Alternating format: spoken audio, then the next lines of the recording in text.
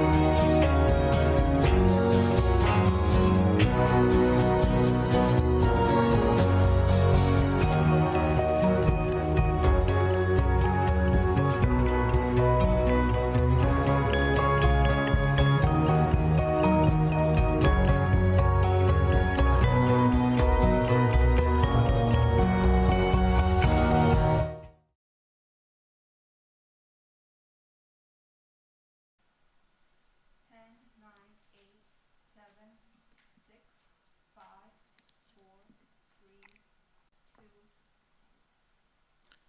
Good afternoon. I'm Joseph Sani, Vice President of the Africa Center at the United States Institute of Peace.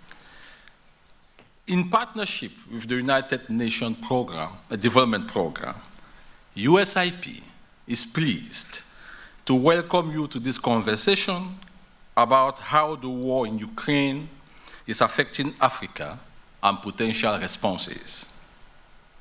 We are glad to welcome you to USIP, a national, non-partisan, independent institute founded by Congress almost 40 years ago to help prevent, mitigate, and resolve conflict abroad. In October 2020, USIP Africa Center was established to deepen, elevate, and expand our commitment to stemming violent conflict in Africa. We work directly with African political and civic leaders, African government and regional institutions, businesses, civil society, African citizens, including women and youth, to build the local capabilities to mitigate and resolve conflict peacefully to avoid further crises. Unfortunately, Africa has suffered from the impacts of climate change, COVID-19 pandemic, and now Russia's unprovoked invasion of Ukraine. This invasion has dealt a significant blow to the rules-based multilateral system. It also threatens human security, peace, and democracy in Africa.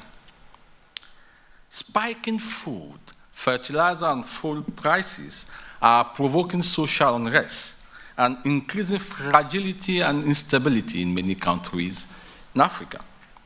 Yet, the war and its disruption also represent a moment for Africa to pause and ask essential questions to help it become a more assertive geopolitical and economic player globally. After all, Africa possesses new catalyzers of growth. I'm thinking of the new African Continental Free Trade Area, for example, one of the largest in the world.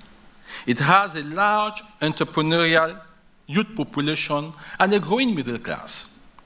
Africa is home to abundant natural resources, including strategic minerals, and also arable lands, capable of sustaining important agricultural value chains. And African populations are increasingly demanding democratic governance, which must not be overlooked, particularly in these times. The critical question before us today is, how can African countries and their partners leverage their abundant resources and human capabilities to address the short-term impact of the Russia's invasion in Ukraine and advance their long-term development and security needs? In other words, how can Africa make the best out of this very, very bad situation? We are pleased to be joined by two distinguished speakers who will help us think through some of these challenges and, importantly, identify some key opportunities. We are honored to have with us today the United Nations Assistant Secretary-General and Director of the UNDP Regional Bureau for Africa, Ms. Ahunna Eziakonwa, and USIP Senior Advisor, Ambassador Johnny Carson. Thank you both for joining us today. We look forward to a productive conversation.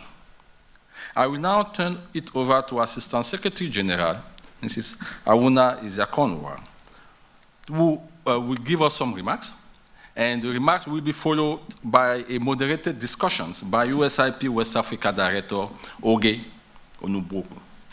Thank you.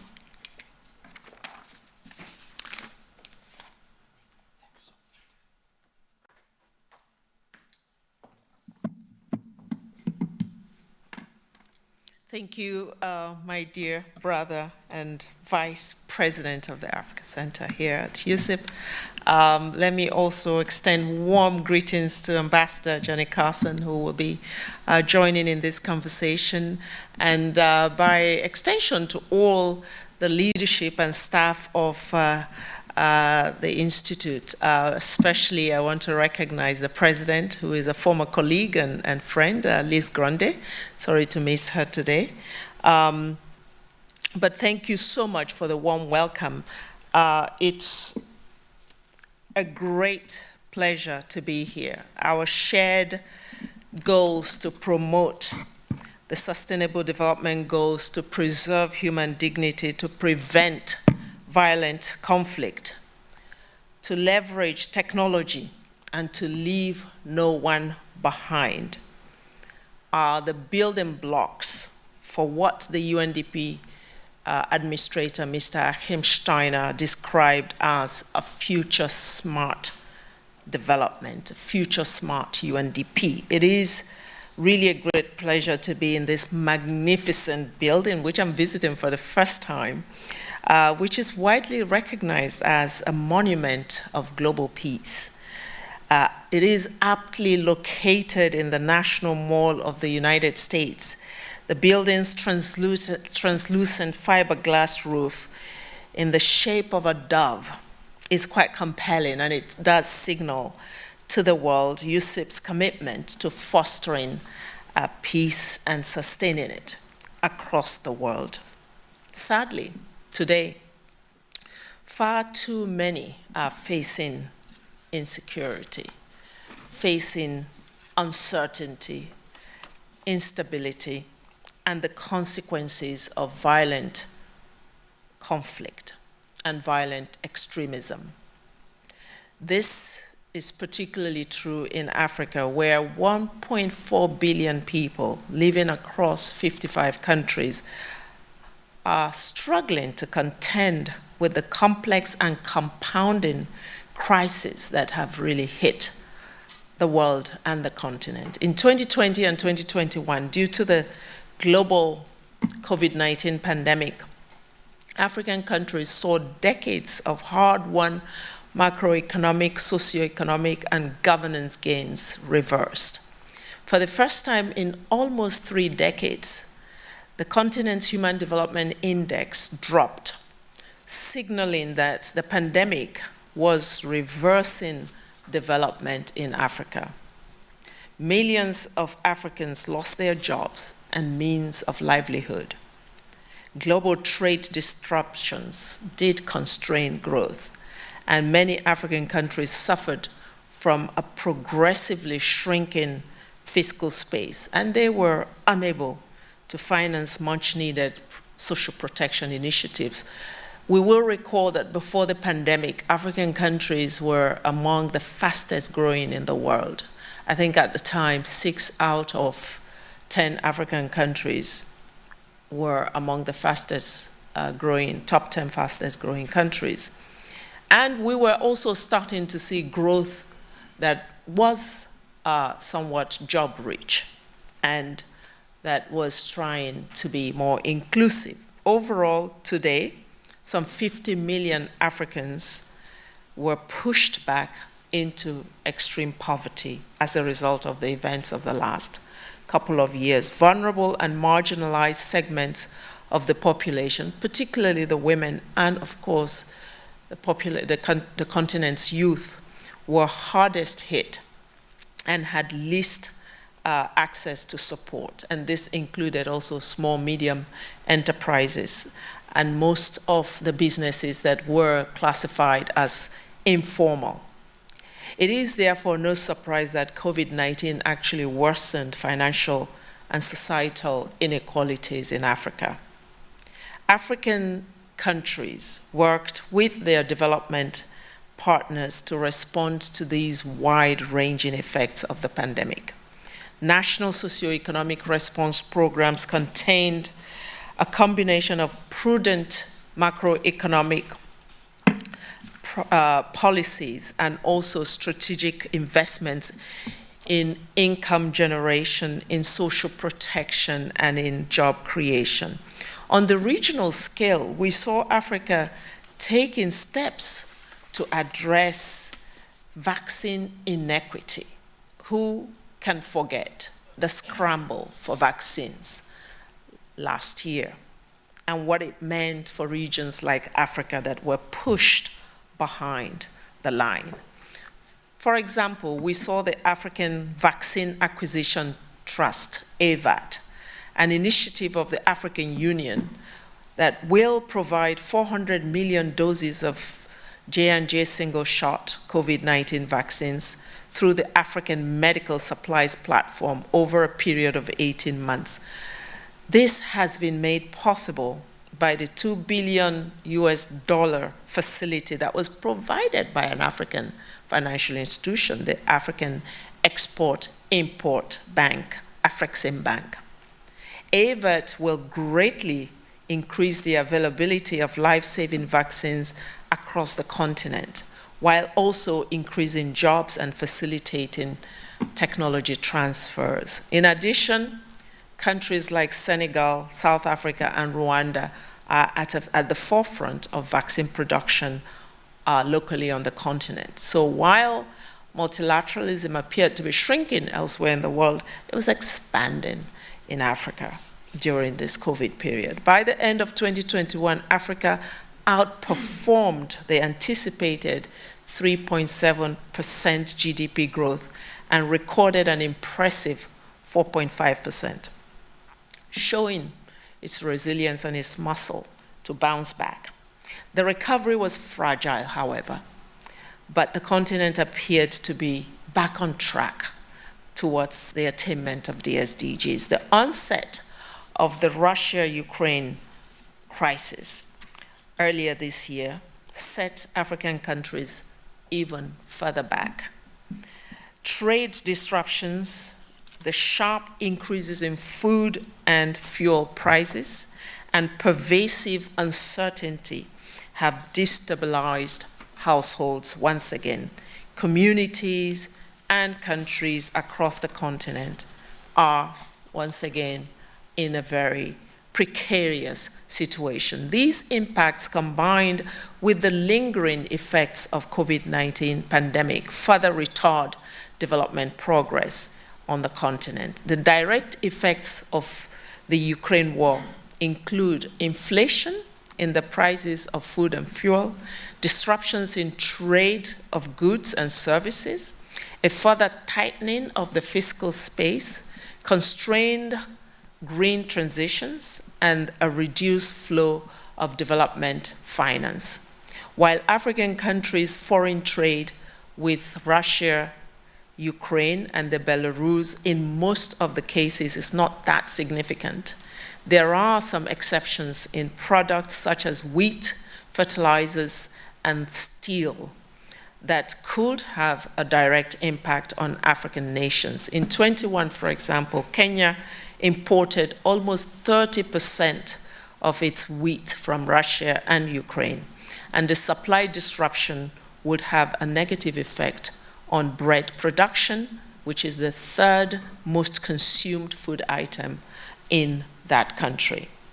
Furthermore, the war has had a negative impact on Africa's critical imports. Since Russia and Ukraine control around 40% of the total global potash fertilizer shipments, African countries are experiencing supply disruptions in this area. For example, 44% of Cameroon's fertilizer, Joseph, in Cameroon came from Russia in 2020, 44%. And analysts fear that current disruptions in fertilizer supply, particularly in West Africa, where the planting season is just starting, could have a dire effect on yields, and, which would also further compromise food security in the coming months. Iron ore and steel from Ukraine account for about 60% of Ghana's iron ore and steel imports. As a result of the war, the construction industry in that country is likely to face severe hurdles because of the supply disruptions in steel and iron ore, as well as the higher import costs that the countries are now facing. As mentioned earlier, the combined effect of COVID-19 pandemic and Russia-Ukraine war has reduced the government's revenues from trade and from taxation, while government spending to address all of this, including social protection mechanisms, have at the same time risen. So countries are being asked to spend more with less coming in. In addition, fiscal and monetary responses of sub-Saharan African countries increased public indebtedness across Africa. According to the IMF's regional economic outlook for sub-Saharan Africa, this is the one in April 2022, 20 African countries are currently in high risk or debt distress, compared to 8 in 2015. Mozambique and Zimbabwe, for instance, are already in debt distress, while Malawi, Zambia, and Comoros are at high risk. Furthermore, downgraded credit ratings because of the pandemic in increasing the cost of debt servicing. Ratings from credit ratings agencies increase the cost of borrowing for African countries. Some of these ratings we know are biased in some way. 56% of currently rated African countries were downgraded by ratings agencies in the early months of COVID, compared with 31% globally. UNDP research suggests that biased credit ratings could be costing 6 African countries $13 billion in additional interest rate payments. So Africa is borrowing at a much higher cost than the rest of the world.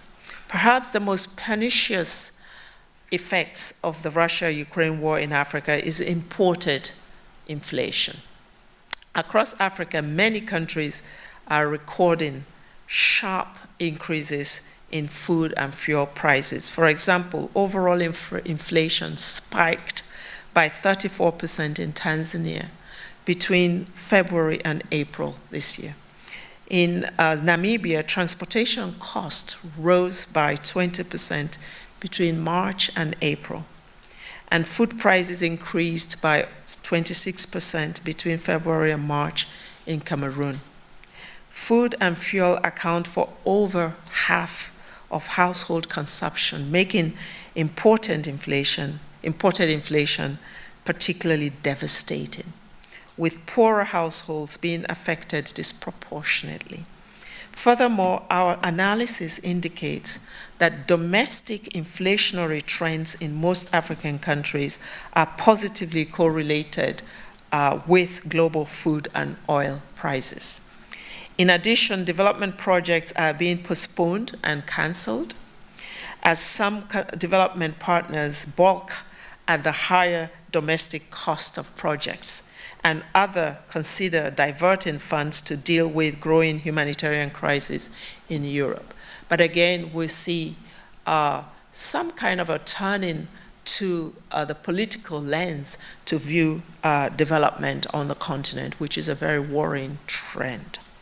The Russia-Ukraine war is also a clear and present danger to multilateralism, which was already on a limping leg.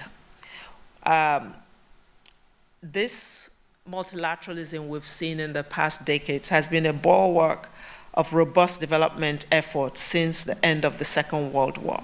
An unwelcome tendency towards unilateralism and a return to Cold War dynamics would be devastating for Africa and indeed for the world. A world that has invested already a lot in getting on track to shaping the kind of civilization that future generations deserve. We recall with great concern the challenges to governance, and accountability that characterized the Cold War decades in Africa. A Cold War redux will certainly exacerbate the recent retreat of democratization in parts of the continent, where we have witnessed disruptive and unconstitutional political transitions. It will also be quite discouraging for the countries that are trying to do the right thing, and there are many of them. Countries like Zambia, which had very successful, free elections, democratic elections that ushered in a new government, peaceful transition, with many promises to the population.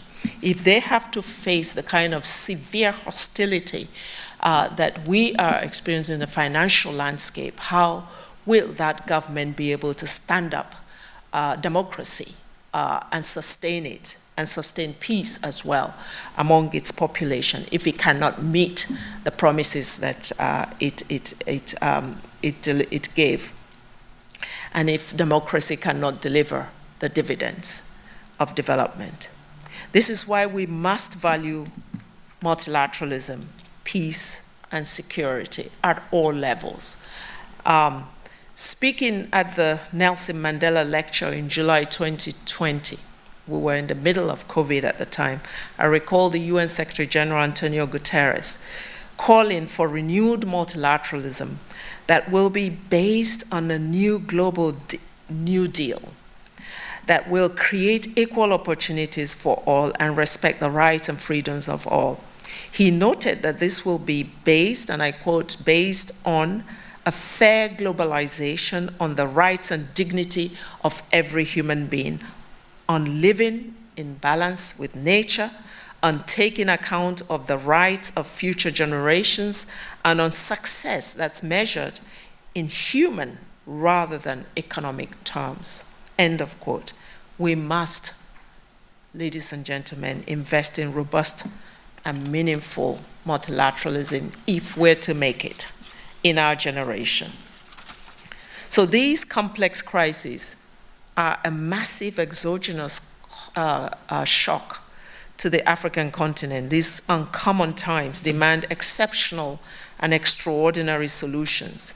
Business as usual will not suffice. UNDP's analysis, based on results from international futures modeling, calls for what we call a big push. Strategic investments in governance, in economic growth, in environmental sustainability, in equity, in social services, and in technology that could help African countries withstand the impacts of these exogenous shocks and put countries back on track to attain the SDGs. The Secretary-General calls it enlightened self-interest. This is not asking for charity for Africa. It is asking the world to invest in a more secure future. To kickstart a historic big push in Africa, countries and their partners must focus on three collectively reinforcing priorities. First is that we must reframe development finance. We have to rethink the whole architecture of the global finance landscape. And this must start by enhancing domestic resource mobilization. Some have described Africa as a rich continent with poor people and weak institutions. We must prioritize actions that ensure that the continent retains a much greater share of the value of its strategic mineral, agricultural, and human resources. This can be accomplished in three ways: by reducing the almost $90 billion illicit financial flows from the continent. There is more money leaving Africa than coming in, ladies and gentlemen. This has to be rebalanced. It can be done by improving Africa's tax effort and raising average tax to GDP ratios from the current 17.5% to 24%. It can be done by eliminating unnecessary tax waivers, especially for big business. In addition, external priorities like sustaining levels of development assistance, rechanneling additional SDRs, this special drawing rights, to finance strategic investments, particularly, say, for instance, in the climate change area. And of course, the whole development of innovative market-based and blended options that must be prioritized. It is shocking that when SDRs were allocated, out of $650 billion of SDRs, Africa got only $34 billion. Most of it went to countries that didn't need it. The second aspect of the proposed Big Push is the need to consistently invest in resilience. We have to shock-proof development and democracy. There are too many shocks. It has become the new normal. If the SDGs have taught us anything, it is that development is not linear. Various shocks can and do reverse development gains, and progress without resilience is not sustainable. So diverse shocks like the impact of planetary pressures, we've written about this in UNDP, the end of the commodity boom, COVID-19 and the war in Ukraine all seem to affect Africa similarly due to its endemic structural vulnerabilities and dependent position in the global economic system. There are two words that hit Africans and Africa in the face in the last 2 years: exclusion and dependency. Any approach that we have today must tackle both. To build resilience to the future, to these future shocks, Africa needs initiatives that enable it to fully utilize its natural resource wealth to direct and finance economic development that is more self-sufficient. We need to take advantage of planet-friendly financing mechanisms like blue carbon markets and green financing. And we have to focus on climate risk-sensitive investment, de-risking and impact investment. Above all, Africa and its development partners need to invest in food and fuel security, in greater productive capacity, e.g. for fertilizer, and in higher value-added manufacturing and exports.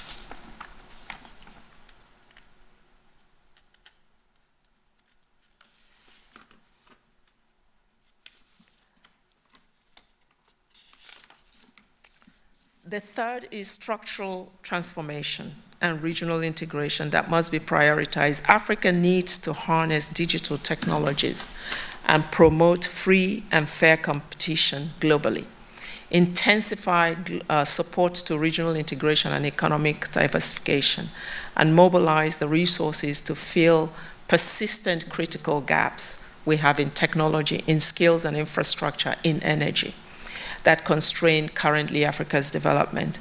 The African Union's Africa Continental Free Trade Area, AfCFTA arrangement, provides an ideal framework for the continent to rationalize and harmonize tariffs, eliminate persistent non-tariff barriers on trade, and prioritize the uninhibited flow of trade and people among the African countries. The AfCFTA could lift some 30 million Africans out of extreme poverty. It could increase income by $450 billion and more than double the size of the single Africa market to $6.7 trillion by the next decade.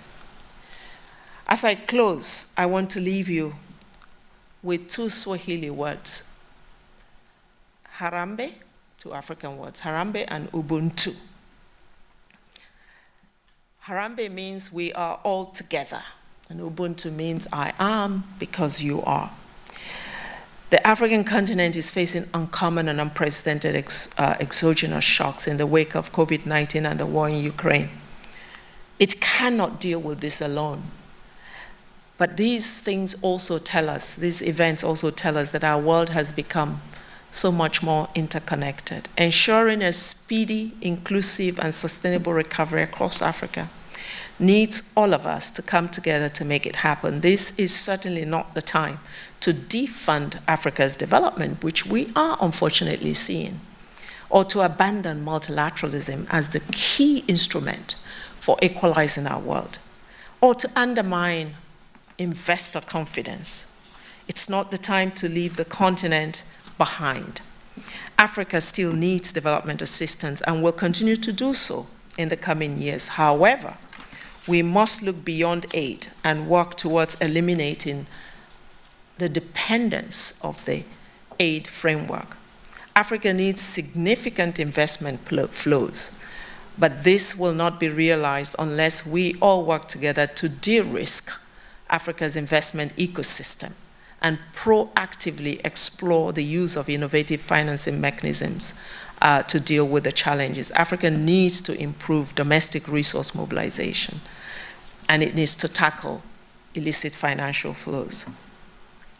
Ladies and gentlemen, since being in Washington, there's been a lot of talk about fragility. Most of my meetings in reference to Africa have been about fragility and how to deal with it. I want to challenge that notion that when we think Africa, there is nothing fragile about the people of Africa or about the continent itself. This is a place peopled with resilient, hard-working individuals. What is fragile are the systems that surround them, globally, regionally, and nationally. What is fragile is our multilateralism. What is fragile is the governance architecture that the world, that Africa is having to confront today and Africans are having to deal with. What is fragile is our compact to tackle climate change by fulfilling a climate promise which is unfulfilled. So as we think about a future smart Africa, let us remember that we're talking about a people that are resilient, that are hardworking, that are determined, that are youthful, and that want to make a meaningful contribution to our collective civilization. I thank you.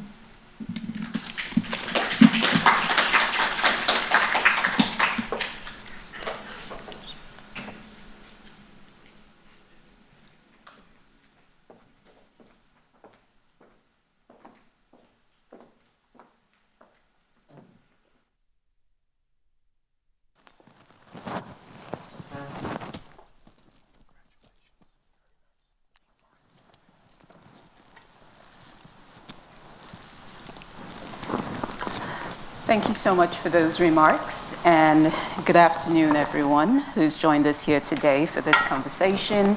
As well, greetings to all our to the members of our virtual audience who are joining us online on the continent and around the world. Thank you all for joining this conversation. My name is Oge Onubogu, and I am the director for the West Africa program in the Africa Center here at USIP. As Joseph Sani has already mentioned, here at the Africa Center, we partner with those who are working to prevent, mitigate, and resolve violent conflict by using analysis, training, and in-country programming to achieve sustainable and inclusive peace. So therefore, we are delighted to partner with UNDP today to host this very timely conversation on breaking away from economic dependency in Africa. Ms. Ahunna, thank you so much for those wonderful remarks. And let me also introduce our co-panelist, who has already been introduced, but really needs no introduction to those who follow US-Africa policy discussions. So Ambassador Johnny Carson is a senior advisor here at USIP with the Africa Center.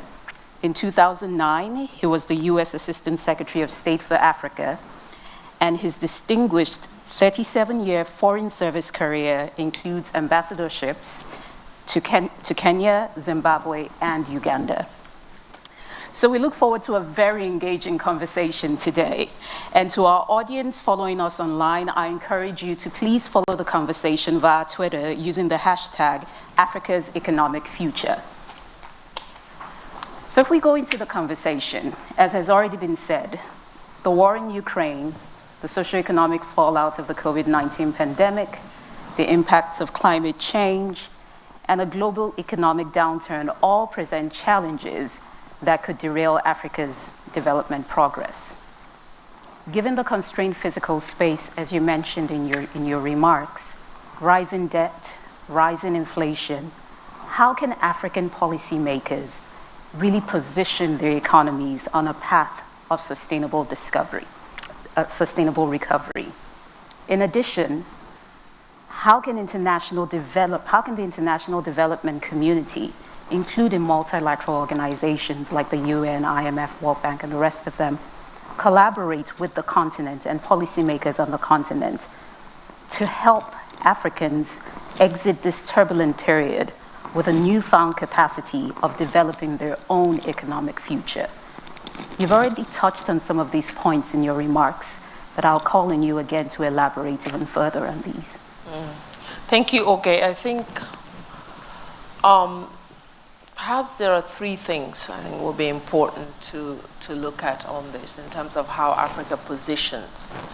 And Africa needs to be more assertive in taking its position in the world geopolitically. You know, there needs to be more assertiveness, because I think Africa has been treated always as a problem child, despite the fact that this is a continent that breeds promise and opportunity.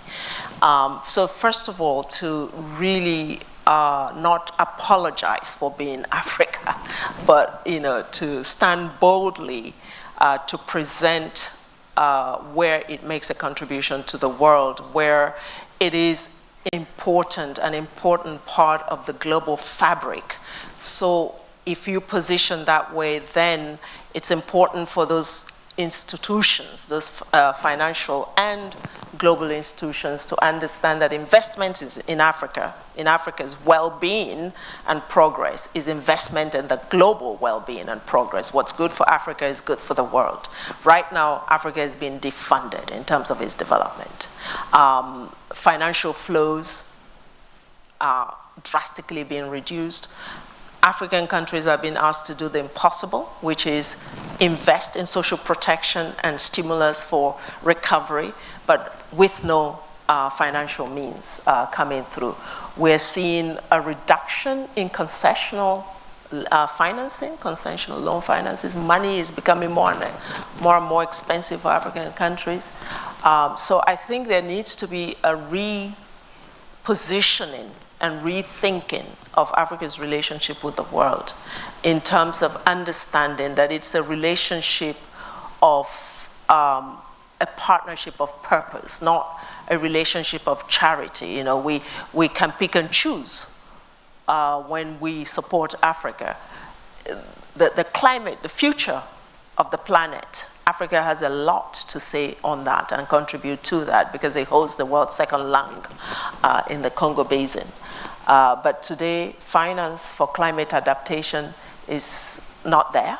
The promised 100 billion a year is not coming forth.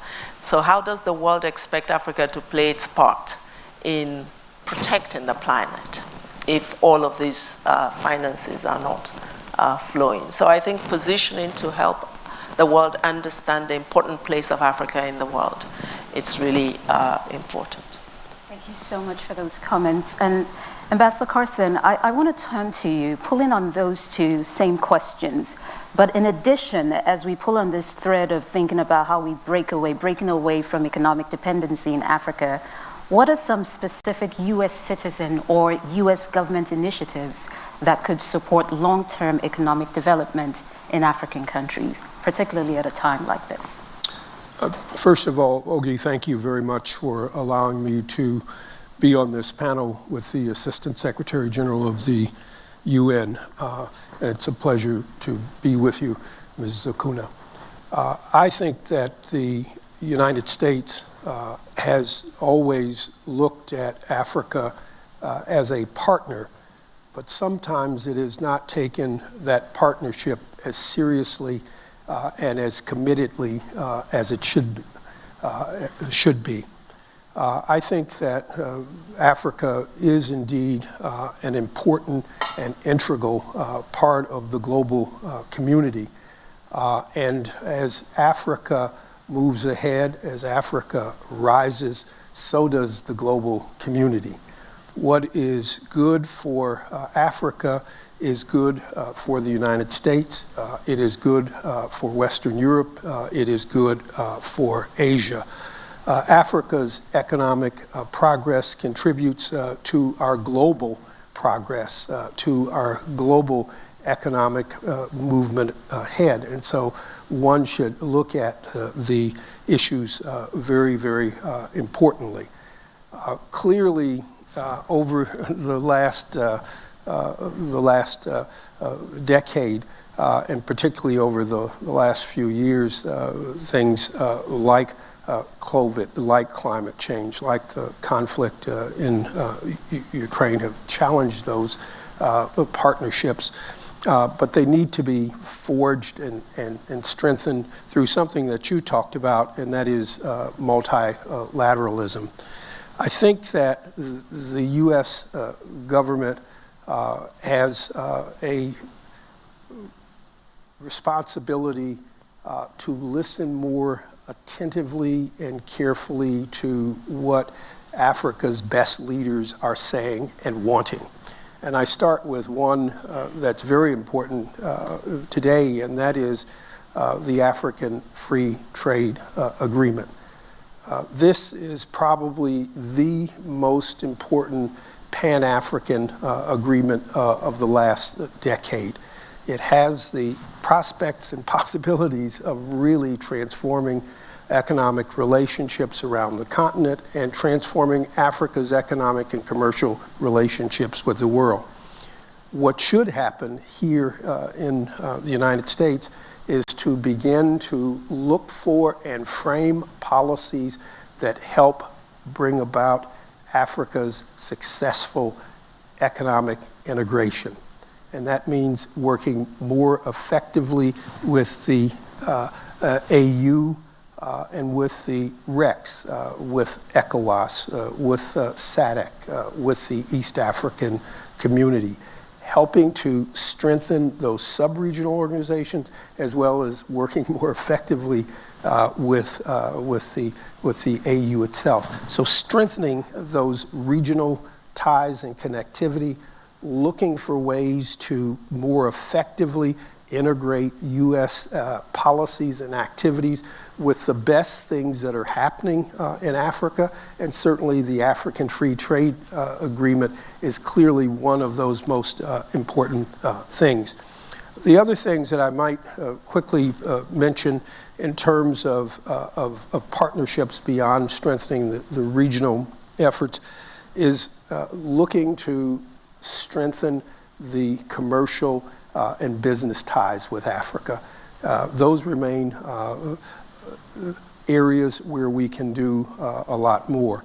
One of the big things that's happened in the United States over the last 2.5 or 3 years has been the creation of the U.S. International Development Finance Corporation, which has expanded the ability of the U.S. government to provide loan guarantees, political risk, and now the possibility of investment in African commercial business and development activities. This is important too as a partnership tool. It doesn't mean that we move away from development assistance. Clearly, it is needed in dealing with climate change, dealing with some of the pandemics, health pandemics, but we need to listen a little bit more carefully to Africa's needs, sort out those things where partnership can be developed, but strengthening our capacity to work with regional institutions, REX, and with the AU, especially on the Africa Trade Initiative, Free Trade Initiative, and also looking for ways to work more effectively on the global issues which tie us all together, and where one party fails, we all fail. If climate change undermines Africa, it undermines America. If global health pandemics undermine Africa, they undermine the rest of the world. We need to understand that we are all in this global community together, and effectively, by working together in partnership, we can make more of a difference. Thank you very much, much, Ambassador Carson. I also want to start encouraging members of the audience, either online or in person here, to start getting your questions ready as we go into the next question that I have for you, Mr. Ahunna. So you rightfully noted in your comments, the consequences of the Russia-Ukraine war could transcend economic and social outcomes on the continent. And as you've stated in your recent UNDP Rapid Assessment report, it says, this crisis, the Russia-Ukraine crisis, could present both direct and indirect impacts on the continent. These could include wider implications that could weaken support for democracy and also worsen state-society relationships, just to name a few. So given what we know now, can you highlight some specific interventions that could be implemented or strengthened to help in preventing, mitigating, or rebuilding what UNDP refers to in its report as the peace pillar on the continent? All right. Well, thanks, Oge, for that. But let me first say to the distinguished ambassador that I really fully concur with your analysis of what it takes in terms of regional integration and support that's required for Africa's institutions. I think that's a very big part of it. Secondly, I think, Africa is a very young continent with a lot of young people who have no jobs. Many of them are educated now. Investment in development in the last decades has actually ensured that we also have healthier populations. But, intelligent, educated young people with no jobs, it's an invitation to intelligent crime or criminality, So very important to invest in creating jobs for young people. And I think this is a low-hanging fruit because these young people are ready. They are ready to play their part. We're seeing this in the area of entrepreneurship and innovation.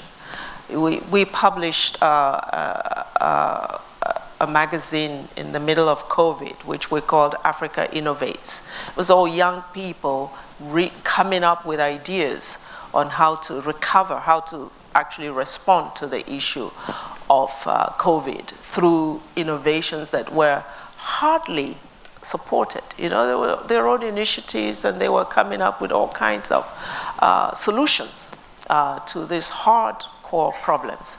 Imagine if we invested in that. So you have a ready, youthful population that wants to be part of the solution. Can the world come in and invest in youth entrepreneurship, in youth innovation that creates jobs for these young people? They want to be job creators. It's not just about creating jobs for them. They actually want to be facilitated. So they're not asking for aid. They're asking for equity. So the business community that you referred to, Ambassador, can come in and look at that opportunity and invest in it. That's one way to actually reduce the consequence, the potential of crisis or conflict in some of these countries, or the bad guys coming and stealing the minds of the youth. The second one is, I think it's really important to support Africa to grow what it needs and to eat what it grows, what it produces. Africa's dependence up to almost 60%, 60 to 70% of what it needs to sustain life on the outside world, it's going to create conflict. Because if people can no longer find sustenance, if they can't, if they go hungry, they're going hungry and they're not able to meet daily needs, it's a recipe for disaster. So how does Africa deal with that? We talked about the Africa Continental Free Trade Area. The world could rally behind this because that's one facility that will help Africa boost its productivity, but also increase its share of trade with itself, but also with the world. Investment opportunities, the fact that fertilizer right now is not produced on the continent at the level that is needed can change. Grain reserves, for instance, strategic grain reserves could become a Pan-African initiative that is backed by development partners to ensure that when shocks like this come, Africa is ready with the basics that it needs to sustain life. Medicines, the whole pharmaceutical issue was laid bare by COVID, the fact that Africa was not producing vaccines. Now there is production that is envisaged on the continent. Imagine if we could have financial support for that, investor support for that, to ensure that Africa is able to locally produce what it needs to protect its people in times of pandemics, not just of the COVID type, but of diseases that are endemic, like malaria and other things. So these are, I think, common sense initiatives that could be taken that actually are possible. Energy.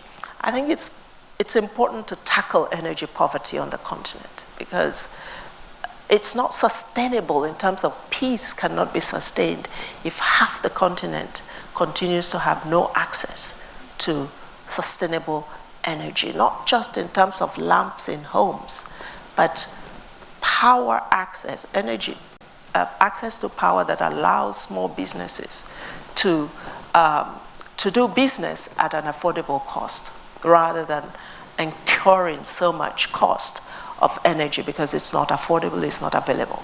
These are some of the areas that we're working on in UNDP, leveraging technology and digital to get there faster. We think it's also very important. Africa will lead, and in fact is leading the fourth industrial revolution.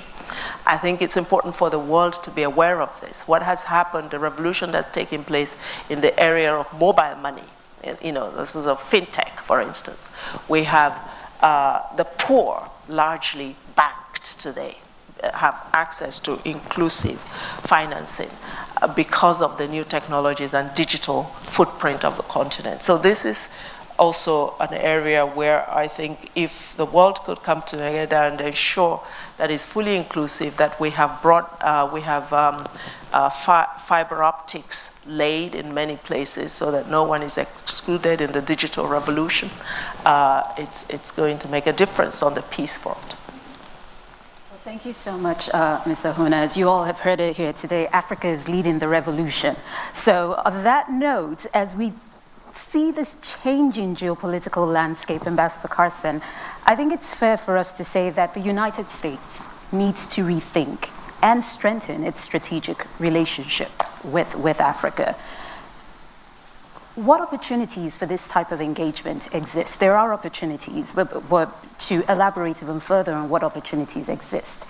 And how should the United States engage with African policymakers, businesses, civil society, both on the continent and with the US-based diaspora and the African diaspora around the world, engaging them to ensure that this reimagined relationship, or this relationship where we talk about strengthening relationship, doesn't only speak to US interest, but to mutual benefits that can be gained by both the United States and Africa. Thanks, Ogie. I think that the relationship should be more comprehensive, more consistent, more energetic, and more engaged. And by comprehensive, I would say that it's important not only to have a broad diplomatic relationship with Africa, which is meaningful and intense and done seriously and in partnership, but it's also important for other communities to be engaged as well.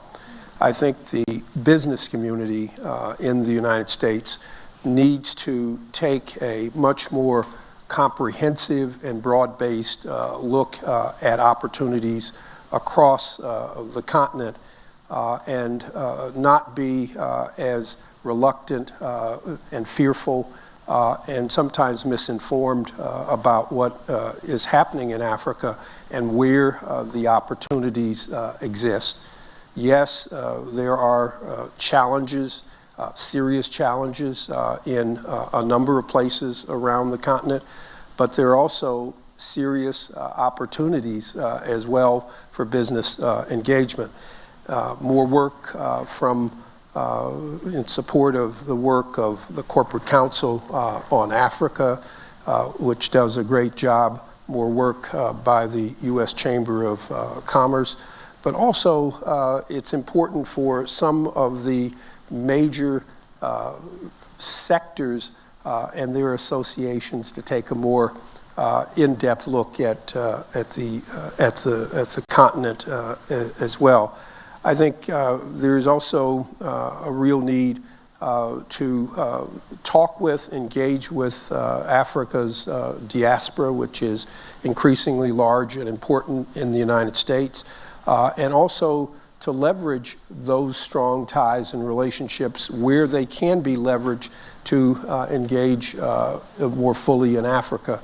Not just in humanitarian activities, but also in commercial and business activities, and in activities that are going to strengthen and deepen the level of cooperation.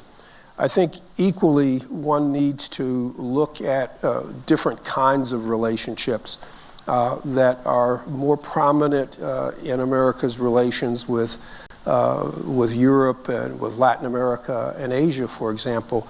More city-to-city relationships, more state-to-state relationships, more ties at the local levels and the regional levels, and not simply concentrate at the national levels. I think these kinds of engagements also are critical to strengthening the fiber of relationships and connectivity, and also looking at various sectors that can tie countries together. I think of Nigeria, for example, in its incredible film and television and communication sector. It needs to be more broadly adopted, integrated into the global community. You mentioned, Madam Secretary, the fintech and the enormous amount of work that's being done in the digital and technical communication space. And I look at places like Kenya, for example, which has been a pioneer in fintech, a pioneer in mobile money, a pioneer in the kinds of electronic transfers of financial data, and see how they can be more linked in with the digital and technical community, not only in the United States, but globally, to expand those out and make those more meaningful kinds of relationships. All of these things are important. I'm going to swing back to a quick comment on the issue of the African free trade agreement and why it is so important for Africa and the United States. The United States has been one of the strongest supporters of one of the best known free trade areas in the world, and that's the European Union. The success of the European Union has been propelled essentially by the countries, the 26, 27 that are there, but also by the support of countries like the United States, and recognizing their importance in building relationships that are meaningful. That should be the same kind of activity with respect to Africa, because I'll go a step further, Madam Secretary, and say that when I look at the importance and the possibilities of this, they're enormous. Africa is the region in the world that trades less with itself than any other region globally. Latin America trades more with itself The Americas, including Mexico and Canada, trade more with itself. The European Union trades more with itself. The Asian nations do the same. But that's not the case with Africa. Africa doesn't trade well with itself. It has too many tariff and non-tariff barriers that prevent the movement. The strength of Europe's economy is in Europe. The strength of America's economy is with Mexico and Canada with the United States and Mexico. And the same is true of much of South America as well. It has to trade more with itself to build its economy, to create jobs. And the outside world can be a partner, because your economic growth and the economic growth in Africa strengthens so many elements that are important to the United States. So it's a critical time and a critical juncture for the African trade agreement. The second thing I'll mention too that is important is something that you alluded to, and that is the need for Africa to add essential value to the things that it exports abroad. It needs to be able to add value, employment, export earnings to many of the things that are exported without value. More needs to be manufactured at home, and it needs to be a part of the effort to expand Africa's regional and global trade, because far too much of it still regrettably hinges in oil and gas and mineral production, and not enough in manufactured items that help to expand the prospects for jobs. The United States and the business community, both in government and in the private sector, can and should be a part of this effort. And I think of 2 or 3 areas where it's important and people are making a difference. I think the U.S.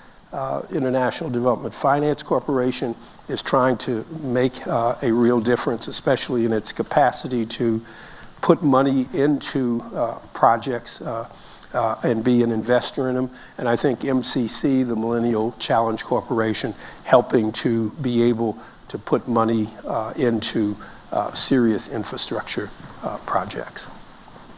Thank you very much, Ambassador Carson. Before I open it up for questions, Mr. Ahunna, did you want to respond or add any additional comments? I saw you nodding, and I was wondering if you wanted to add anything there. No, I mean, I was only just agreeing, especially when Ambassador Carson spoke about a structural economic transformation and adding value to Africa's raw commodities. I think this is really where the magic will happen.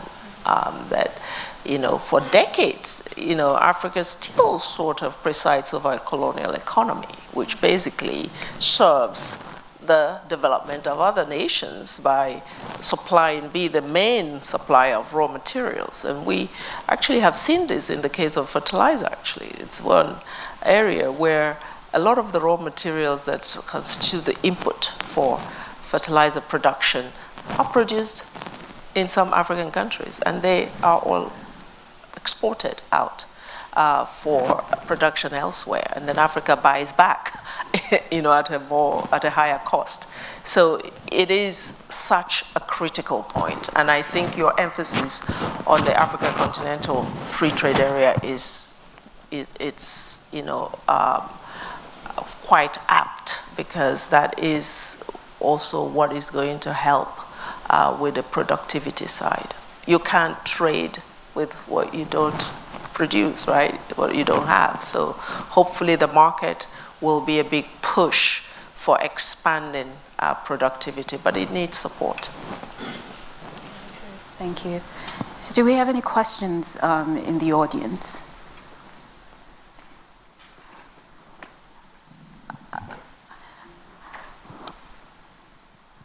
I'll ask a question.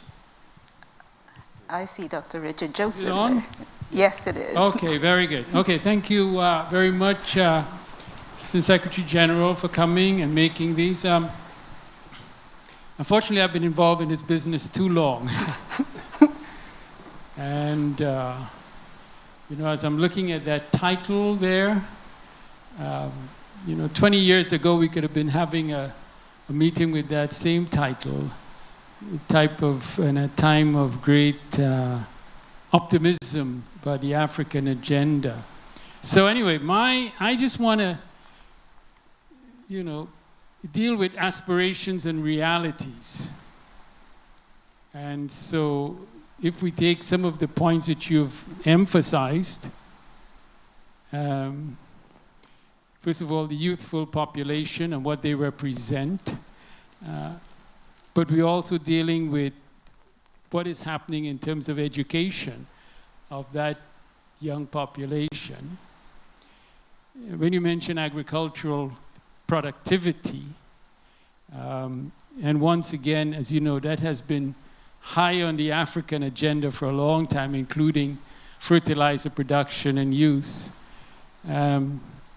If we take power, those of us who work on Nigeria know that Nigeria has continued to produce, but has had declining capacity to refine its own crude oil, and therefore imports it. So this moment of, you know, of increased challenges, you know, how can the response be different from a repetition of aspirations that have not been met? I'll stop there. Thank you so much. Do we have another question? So why don't we tackle that question first? It's a loaded question. So in this moment, how can the response be different? Richard, I think your question is a very serious question and a very significant question at the same time. This is a period of enormous challenge for Africa because of the COVID crisis, because of climate, because of conflict in Ukraine, and also because of conflict in Africa, in the Horn, for example. But it's also an opportunity for Africa to recognize that it is a real time to move forward, and that leadership, democratically elected leadership, good governance are all a part of this process as well, and that it is absolutely critical that leaders in power recognize the challenges that they have before them, the need to do things differently, and to make the kinds of decisions that are going to have some meaningful impact on society.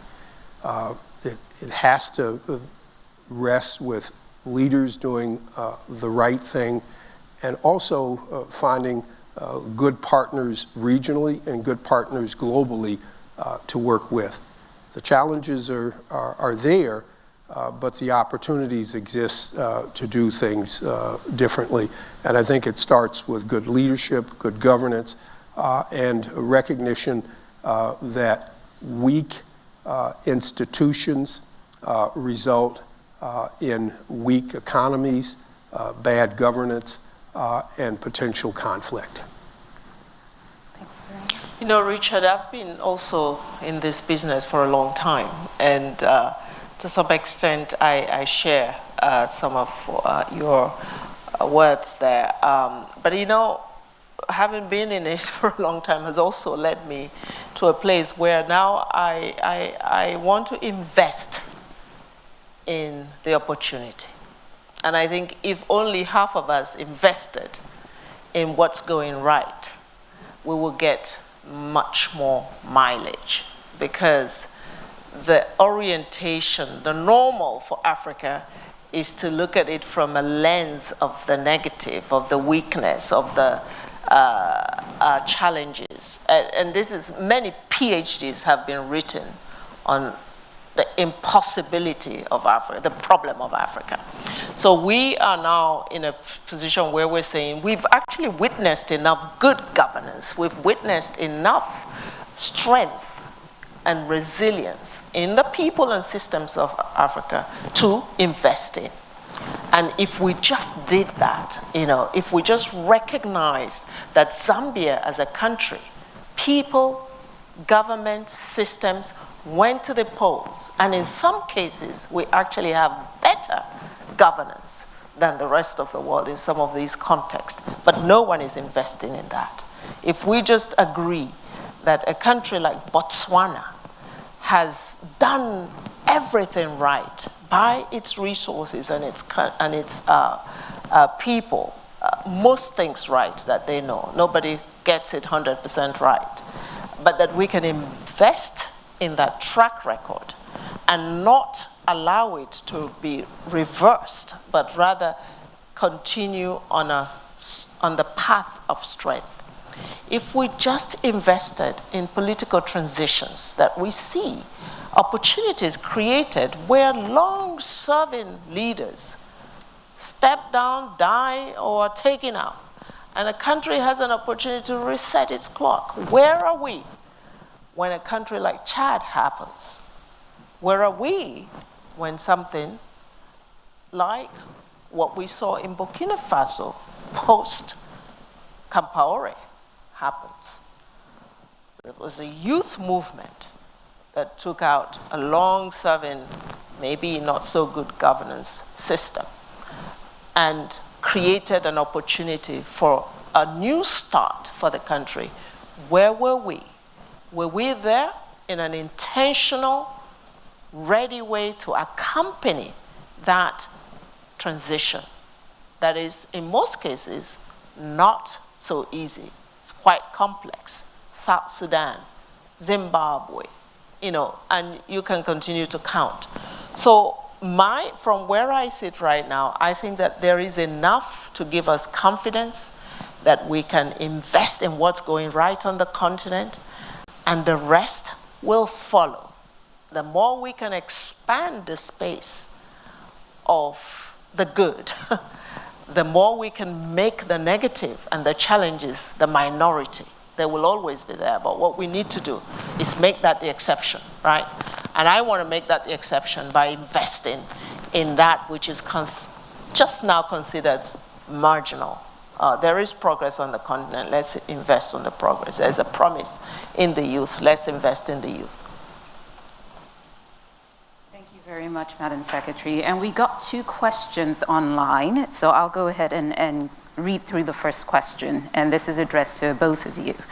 So how do you think international trade can be reformed? Because as the WTO rules are now, it seems that only developed countries can benefit from it, from the rules of the WTO. So this question is addressed to both of you. How do you think international trade can be reformed? Well, let me just say that we've discussed earlier where some of the shortcomings and pitfalls are. Africa needs, first of all, to trade more with its neighboring countries. It needs to bring down both tariff and non-tariff barriers that inhibit trade. They need to improve infrastructure regionally in between and among regions and countries. They need to look for larger regional markets, and they need to work on improving key infrastructure and access to electricity and water, which are the drivers behind much of what's going on. Africa also needs, and we only touched a little bit on agriculture here, but Africa needs to substantially improve its local and regional agriculture. There's really no need in many instances for Africa to be importing large amounts of food, whether it's grains and wheat or whether it's rice and other commodities. And so there's a need to do some of these structural things to improve the situation. I'm again recalling that only 6 or 7% of all farmland in Africa is based on irrigation. There's very low rates of irrigation across the continent. Moving away from rain-fed agriculture also helps to increase food production, increases rural and farm livelihoods, increases the prospects of trading across borders between countries. So all of these things are there, but it's the regional framework. And then it's the whole issue of value added, adding value to products and manufacturing much more. I think that the WTO rules do cause some impediment, but they aren't the primary causes for the lack of economic growth and the lack of economic trade regionally and internationally. Because again, as I pointed out, I think that the level of inter-Africa trade is the lowest of any other region. And although there's Africa exports a lot of minerals and oil and other products, its contribution to global trade is actually pretty low. And so adding value to both agricultural products, to manufactured products, there's a capacity. I think the solution shouldn't be looked at as a WTO issue. It should be looked at more systemically and internally. WTO rules shouldn't be the reason that people say that trade and economic development are not there. It becomes an easy excuse. I think one needs to go beyond that. One needs to go beyond the WTO reasons for the lack of trade. Madam Secretary. I think that I would agree with. I think it's it's the WTO, but it's also beyond the WTO. I think that reform is needed, and it requires political will. I think that the world knows what to do. We're not here going to make prescriptions. I think this has been studied extensively, and we know where the fault lines are. We know exactly where the inequalities and the economic injustice reside within the trade system, the international trade system. We lack the political will to push for change in those areas. And I'll just give it one example. Master, you were talking about adding value to products. So, you take a country like Cote d'Ivoire, which produces cocoa. It wants to produce chocolate, not just export cocoa beans, right? And it has started. But, in order to be able to export its chocolate to other countries, the tariff that will be slapped on the finished product, it's almost impossible to make any profit from it. And that's intentional, because the trading partners want the cocoa beans. They don't want the chocolate, because the cocoa is going to help create their own industry and their own jobs. But guess what? If the world doesn't wake up to the fact that Cote d'Ivoire needs to have those manufacturing firms and create jobs for its young population, they should not be surprised when those young people go after the jobs wherever they are created. Because now migration becomes an issue, right? Because the jobs are not where people live, and their ambitions are, the ambitions of these young people, wherever they sit in Africa, becoming a lot bigger than the opportunities they have at home. So we need to create those opportunities at home. And one way to do it, it's not to have the high tariff standards for finished products, which then, removes the incentive for countries to add value to their product. So that, that's, whether that's a WTO issue or not, is another matter. But that's a reality, when we get sort of practical on this. Thank you so much. And a second question we have here is on the concern, and I think, Madam Secretary, this is directed to you, the Ambassador Carson, you can chime in too as well. So on the concern of fragility, as you mentioned in your remarks, this question here wasn't the term fragility initiated by the G7 countries and conflict-affected states? And isn't the GFA, which is a new Global Fragility Act, isn't it supportive of the G7 member goals? I'm not sure I understand the question. So I think the question here, as it's written, it's just the concern about the term fragility and the way the term is being used. The question here is phrased as, wasn't that a term that was developed in collaboration between the G7 countries and conflict-affected countries? I don't have a problem with the term fragility being coined and used. I just have a problem with it being always associated with Africa, as if, Africa is synonymous to fragility. That's what I'm saying. There is a certain hijacking of the development space where you give agency to the people, where they are in charge of their own development agenda, and where they're seeking to be seen as, people with a dream and people who want to have prosperity, and yet they keep getting boxed into a fragility kind of space where, and it's a different mindset. That's what we need to tackle. When you are defined in the fragility terms, it means actually you're not ready for prosperity. It means that the set of goals and initiatives that are being applied to you are sort of marginal to what you need in terms of investments in the drivers of development and prosperity, right?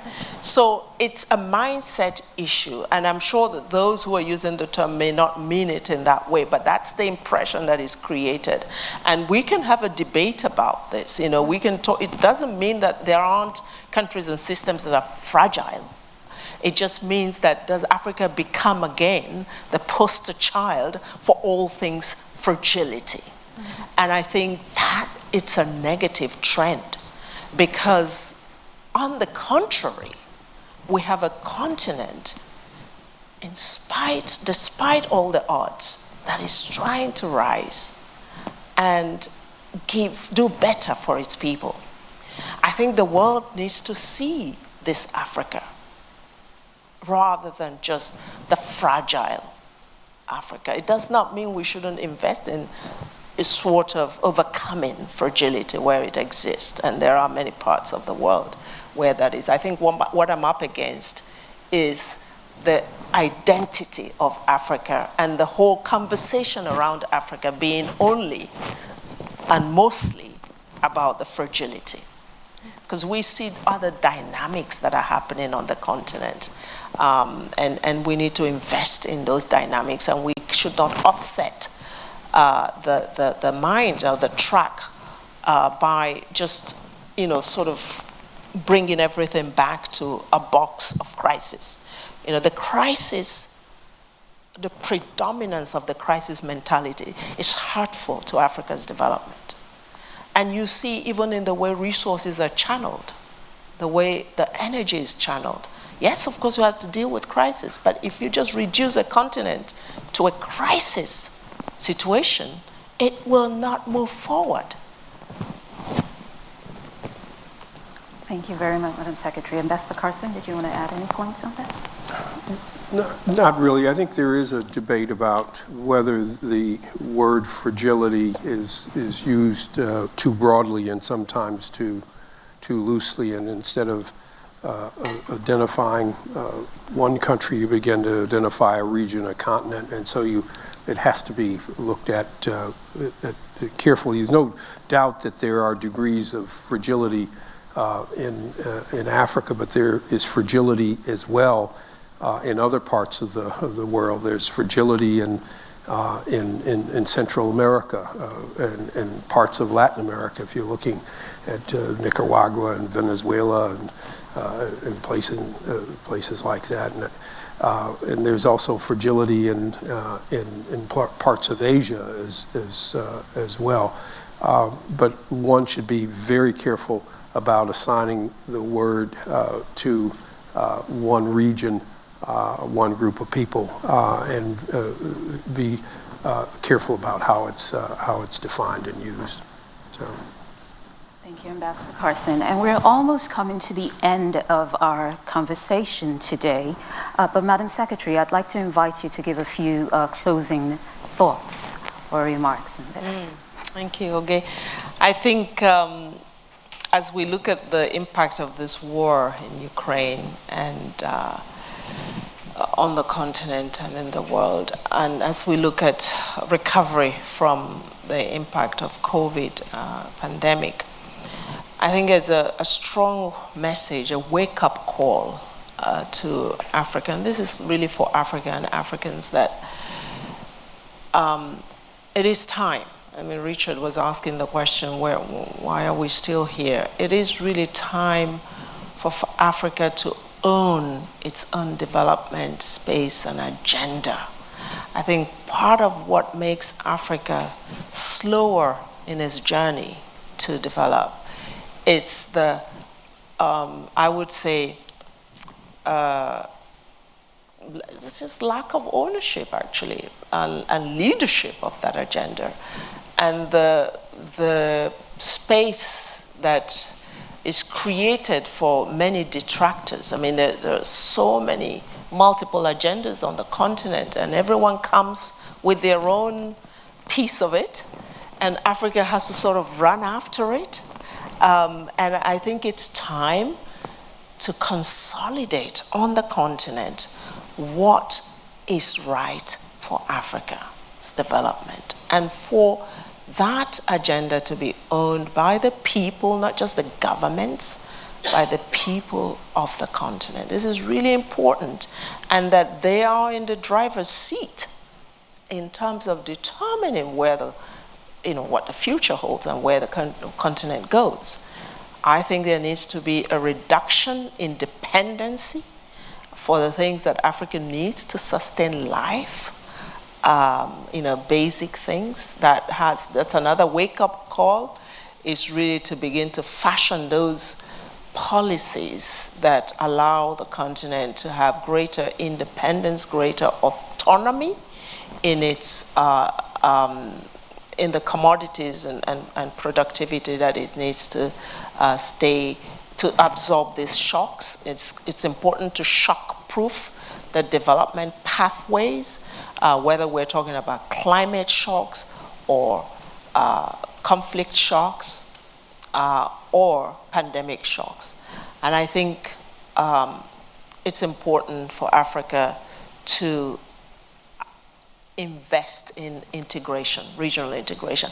The continent, because of the way it is divided in the sort of colonial construct, cannot survive without being regionally integrated and without the sort of one Africa market construct. And so anyone who wants to accompany Africa's development successfully needs to invest in all of this, including investing in Africa's youth. For me, that's where the hope lies. We cannot continue to bypass this dynamic young population in our development practice. We need to put them at the center. They need to become the spine of our development assistance and practice. And if we did that, I think that the health of this continent will be secured. And finally, I think we go back to where we started, which is that what is good for Africa is good for the world. This continent cannot be separated from, sort of the global aspirations to attain higher levels of civilization. It is part and parcel of that journey, and therefore needs to be treated with equal respect and economic justice. Thank you very much, Madam Secretary. Ambassador Carson, did you want to add anything? No, I think it's been a great conversation. I think it's important to recognize that there are numerous challenges as a result of the things that have occurred over the last couple of years and decade. Climate change, COVID, conflict in Africa, conflict in Ukraine. But there are serious opportunities that should be taken by African leaders and by African countries. I'll use your words, Madam Secretary. The current global environment is a wake-up call for Africa to do something important about agriculture, about trade, about regional integration, about urbanization. It's a wake-up call for greater progress, and that progress is really desired by African citizens, as reflected in a lot of the polling data that's done around Africa by such groups as Afrobarometer. The desire for people to have more democratic governance, to be a part of more inclusive societies, to realize greater economic growth opportunity, to have better health conditions, and even to support regional integration are all out there. It's important for, I think, Africa's leaders to seize the opportunities that are out there, develop the strong partnerships globally that are available to surge and move ahead. It's a period of enormous challenge, but also significant opportunity. Thank you very much, Ambassador Carson. Thank you, Madam Secretary. Thank you for a very engaging conversation today. For those who are still online, I encourage us to continue this conversation using the hashtag Africa's Economic Future. Please join me in giving a warm thank you, round of applause to our panelists today. And as we close, I think in summary, it's been said, there are challenges, but there are a lot of opportunities, and there are opportunities to invest in what is going right. I also want to invite everyone to join us outside as we tour the Imagine live exhibit. So thank you so much, everyone. Thank you again. Thank you.